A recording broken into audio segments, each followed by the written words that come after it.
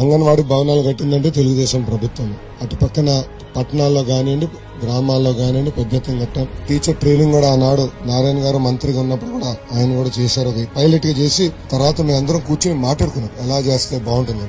అప్పుడు మన సునీత గారి మంత్రిగా ఉన్నారు, పరిటాల సునీత గారు మంత్రిగా ఉన్నారు. కేబినెట్ మీటింగ్ లో బాగా గుర్తుంది. మేము లాస్ట్ లో కూర్చునే వాళ్ళం తెలియదు. కేబినెట్ మీటింగ్ బాబు గారు దూరంగా కూర్చునే వాళ్ళం. మేమందరం ఆడుకుని ఇట్లా చేశారంట పట్టణంలో, గ్రామాలు ఇట్లా చేయాలి, టాయ్స్ ఇలా కొనాలి, ఇలా పుస్తకాలు అప్గ్రేడ్ చేద్దాం, కొంచెం ఇన్పుట్ ఇద్దామని చాలా చర్చించాం, కొన్ని చేశాం. అనుకోకుండా ప్రభుత్వాలు మారినాయి.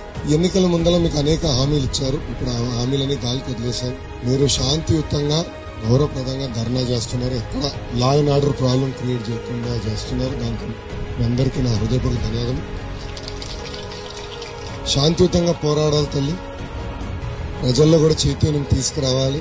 ఎందుకంటే ఈ ప్రభుత్వం ఏదో మీరు అడిగేది కరెక్ట్ కాదని ప్రజల్లోకి తీసుకెళ్తున్నారు. అది బాధేస్తుంది.